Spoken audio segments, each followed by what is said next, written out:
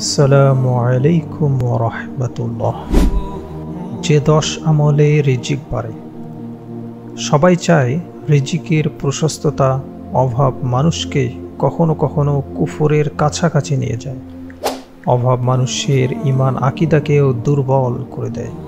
ইসলামে প্রাচুর্যতা ও ধনাঢ্যতাকে নিষেধ করা হয়নি, তবে প্রাচুর্যতা ও ধনাঢ্যতার সঙ্গে ইসলামের বেশ কিছু বিধান যুক্ত হয়, যা পালন করলে ধনাঢ্যতায় কোনো সমস্যা নেই। প্রিয় নবীজি সাল্লাল্লাহু আলাইহি ওয়াসাল্লামের অনেক সাহাবী ধনী ছিলেন। সবাই চায় তার জীবন কল্যাণময় হোক, রিজিক বেড়ে যাক, সহজে ধনী হয়ে যাক, জীবনে প্রাচুর্য আসুক। কিন্তু প্রকৃত কল্যাণময় ও প্রাচুর্যময় জীবন তারাই পায় মহান আল্লাহ যাদের দান করেন। প্রিয় দর্শক, আসুন জেনে নেই যে 10টি আমলে রিজিক বাড়ে। মহান আল্লাহর উপর ভরসা রাখা। তাওয়াক্কুল বা আল্লাহর প্রতি ভরসা রাখা অন্যতম। মহান আল্লাহ পবিত্র কোরআনে ইরশাদ করেছেন, আর যে আল্লাহর তাকওয়া অর্জন করবে, আল্লাহ তার জন্য উত্তরণের পথ বের করে দেবেন এবং তিনি তাকে এমন উৎস থেকে রিজিক দান করবেন যার কল্পনাও সে করতে পারবে না। রাসূলুল্লাহ সাল্লাল্লাহু আলাইহি ওয়াসাল্লাম বলেছেন, যদি তোমরা আল্লাহর প্রতি যথার্থভাবে ভরসা রাখো, তিনি তোমাদের যেভাবে রিজিক দান করবেন, যেভাবে তিনি পাখিদের দান করে থাকেন। পাখিরা সকালে ক্ষুধার্ত অবস্থায় খালি পেটে বাসা থেকে বের হয় এবং সন্ধ্যায় উদর পূর্ণ করে বাসায় ফিরে। বেশি বেশি ইস্তেগফার পাঠ করা। ইস্তেগফার পাঠে বান্দার অভাব মোচন হয়, পাপাচার ক্ষমা করা হয়। সন্তান বা সন্ততির অভাব যেমন থাকে না, তেমনি রিজিকেও আসে পরিপূর্ণ বরকত। অভাব মুক্ত থাকতে পবিত্র কোরআনে বেশি বেশি ইস্তেগফার পাঠের নির্দেশ দেওয়া হয়েছে, যার ফলে মহান আল্লাহ মানুষকে উত্তম রিজিক সহ অসংখ্য নেয়ামতে ধন্য করবেন বলেও জানিয়েছেন। মহান আল্লাহ বলেন, ফাকুলতুস্তাগফিরু রাব্বাকুম ইন্নাহু কানা গফফারা ইউরসিলিস সামাআ আলাইকুম মিদরারা ওয়া ইউমদিদুকুম বিআমওয়ালিন ওয়া বানিনা ওয়া ইয়াজআল লাকুম জান্নাতিন ওয়া ইয়াজআল লাকুম আনহারা। অতঃপর বলছি, তোমরা তোমাদের পালনকর্তার কাছে ক্ষমা প্রার্থনা করো, তিনি অত্যন্ত ক্ষমাশীল। তিনি তোমাদের উপর অজস্র বৃষ্টিধারা ছেড়ে দেবেন, তোমাদের ধন বা সম্পদ ও সন্তান বা সন্ততি বাড়িয়ে দেবেন, তোমাদের জন্য উদ্যান স্থাপন করবেন এবং তোমাদের জন্য নদী নালা প্রবাহিত করবেন। হযরত আব্দুল্লাহ ইবনে আব্বাস রাদিয়াল্লাহু তাআলা আনহুর বিবরণে আছে, রাসূলুল্লাহ সাল্লাল্লাহু আলাইহি ওয়াসাল্লাম বলেছেন, যে ব্যক্তি লাগাতার তওবা ইস্তেগফার করবে, মহান আল্লাহ সংকট থেকে উত্তরণের পথ বের করে দেবেন, সব দুশ্চিন্তা মিটিয়ে দেবেন এবং অকল্পনীয় উৎস থেকে রিজিকের ব্যবস্থা করে দেবেন। ইস্তেগফারের বাক্য আস্তাগফিরুল্লাহ অর্থ হচ্ছে আমি আল্লাহর ক্ষমা প্রার্থনা করছি। আস্তাগফিরুল্লাহ ওয়া আতুবু ইলাইহি এর অর্থ আমি আল্লাহর ক্ষমা প্রার্থনা করছি এবং তার দিকেই ফিরে আসছি। আস্তাগফিরুল্লাহাল্লাযী লা ইলাহা ইল্লা হুয়াল হাইয়ুল কাইয়্যুম ওয়া আতুবু ইলাইহি আমি ওই আল্লাহর কাছে ক্ষমা চাই যিনি ছাড়া প্রকৃতপক্ষে কোনো মাবুদ নেই, তিনি চিরঞ্জীব, চিরস্থায়ী এবং তার কাছেই তওবা করে ফিরে আসি। প্রিয় দর্শক, যাকাত আদায় করা। যাকাত ইসলামের গুরুত্বপূর্ণ স্তম্ভসমূহের অন্যতম। অভাব মুক্ত সমাজ গঠনে যাকাতের বিকল্প নেই, তাই অভাব মুক্ত সমাজ গঠনের উদ্দেশ্যে যথাসময়ে নিজ উদ্যোগে রাষ্ট্রীয় তথা নির্ভরযোগ্য যাকাত ফান্ডে যাকাতের টাকা জমা দেওয়া। যাকাতের অর্থ সুষম বন্টনের জন্য কারা এই অর্থ পাবে তার সুস্পষ্ট বর্ণনাও এসেছে পবিত্র কোরআনে। মহান আল্লাহ রাব্বুল আলামিন বলেন, ইন্নামাস সাদাকাতু লিল ফুকারা'i ওয়াল মাসাকিনি ওয়াল আমিলিনা আলাইহা ওয়াল মুআল্লাফাতি কুলুবুহুম ওয়া ফির রিকাবি ওয়াল গারিমিনা ওয়া ফি সাবিলিল্লাহি ওয়া ইবনিস সাবিল ফারিদাতাম মিনাল্লাহ আল্লাহু আলিমুন হাকীম।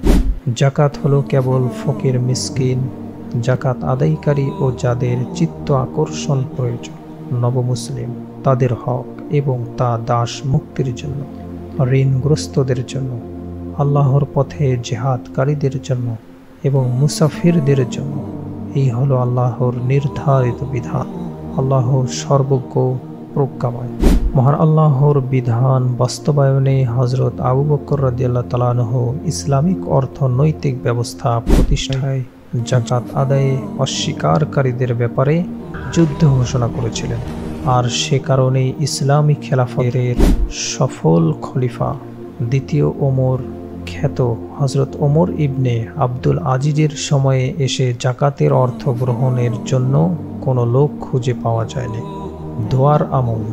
রিজিকের এক স্বচ্ছ মালিক মহান আল্লাহ, সুতরাং মহান আল্লাহর কাছ থেকেই রিজিকের প্রাচুর্যতা চেয়ে নিতে হবে। প্রিয় নবীজি সাল্লাল্লাহু আলাইহি ওয়াসাল্লাম তার উম্মতকে অভাবমুক্ত থাকতে আল্লাহর কাছে দোয়া করার বিশেষ আবেদন শিখিয়েছেন, যাতে তার উম্মত অভাবের কারণে কুফুরের দিকে চলে না যায়।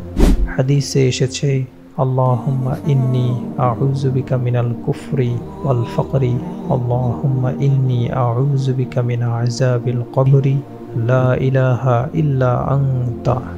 হে আল্লাহ, আপনার নিকট কুফরি ও দরিদ্রতা থেকে আশ্রয় চাইছি। হে আল্লাহ, আমি কবরের আযাব থেকে আপনার কাছে আশ্রয় চাইছি। আপনি ছাড়া অন্য কোনো ইলাহ নেই। প্রতিনিয়ত রিজিকের সন্ধানে আমরা ছুটছি। উচ্চ খরচের জীবনযাত্রায় একটু শান্তি, একটু স্বস্তি এবং একটু সুখের আশায় তুলনামূলক বেশি আয় উপার্জনের পথ ও উপায় খুঁজে ফেরেন অধিকাংশ মানুষ। জরিপ করলে দেখা যাবে, রিজিকের বৃদ্ধি ঘটুক বা আয় উপার্জনে বরকত আসুক চান না এমন একজন মানুষও খুঁজে পাওয়া যাবে না। মানুষ মাত্রই চান রিজিকের বৃদ্ধি ঘটুক এবং আয় উপার্জনে বরকত আসুক। রিজিক নির্ধারিত মানে কোনোভাবেই রিজিক প্রসিদ্ধি আসবে না। বিষয়টি এমন নয়। পবিত্র কোরআন ও হাদিসে অনেক এমন আমলের বর্ণনা এসেছে যার মাধ্যমে রিজিকে সমৃদ্ধি আসতে পারে। হজ, উমরাহ পালন। বারবার হজ ও উমরা পালন করার দ্বারা রিজিকে প্রবৃদ্ধি ঘটে। আব্দুল্লাহ ইবনে মাসউদ রাদিয়াল্লাহু তাআলা আনহুর বিবরণে আছে যে রাসূলুল্লাহ সাল্লাল্লাহু আলাইহি সাল্লাম বলেছেন, তোমরা লাগাতার হজ ও উমরা পালন করতে থাকো, কারণ এর দ্বারা এমনভাবে অভাব ও গুনাহ দূরীভূত হয় যেমনভাবে কামারের হাপড় লোহা ও সোনা রূপার ময়লা দূর করে দেয়। সময় মতো নামাজ আদায়। সময় মতো দৈনিক 5 ওয়াক্ত নামাজ আদায় করলে রিজিক বাড়ে। নামাজ আদায় করার ফাঁকে ফাঁকে কাজ ও ব্যবসা বাণিজ্য করতে হবে। কাজ ও ব্যবসা বাণিজ্য করার ফাঁকে ফাঁকে নামাজ। একই সঙ্গে মহান আল্লাহর ইবাদত পালনে নিজেকে ঝামেলা মুক্ত করতে হবে। মহান আল্লাহ ইরশাদ করেছেন, আর আপনি পরিবার বা পরিজনকে নামাজ আদায়ের আদেশ দিন এবং নিজেও তার উপর অটল থাকুন। আমি আপনার কাছে কোনো রিজিক চাই না, আমি আপনাকে রিজিক দেই, আর মুত্তাকিদের জন্যই শুভ পরিণাম। হযরত আবু হুরায়রা রাদিয়াল্লাহু তাআলা আনহু বর্ণনা করেছেন যে রাসূলুল্লাহ সাল্লাল্লাহু আলাইহি ওয়াসাল্লাম বলেছেন, মহান আল্লাহ রাব্বুল আলামিন বলেন, হে আদম সন্তান, আমার ইবাদতের জন্য তুমি তোমার অন্তরকে খালি করো, আমি তোমার অন্তরকে অভাব মুক্ত হিসেবে পরিপূর্ণ করে দেব এবং তোমার দরিদ্রের পথ দূর করে দেব।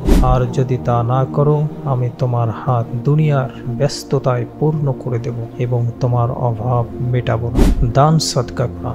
দান সাদকা করার মাধ্যমে রিজিক বাড়ে। মহান আল্লাহ পবিত্র কোরআনে বলেন, আর তোমরা যা কিছু আল্লাহর জন্য ব্যয় করো তিনি তার বিনিময় দেবেন, তিনি উত্তম রিজিক দাতা। রাসূলুল্লাহ সাল্লাল্লাহু আলাইহি ওয়াসাল্লাম বলেছেন, প্রতিদিন সকালে 2 জন ফেরেশতা অবতরণ করে। তাদের একজন বলে, হে আল্লাহ, দানকারীকে তার দানের জন্য উত্তম প্রতিদান দিন। অপরজন বলে, হে আল্লাহ, কৃপণকে ধ্বংস করে দিন। নাউজুবিল্লাহ। বিয়ে করা।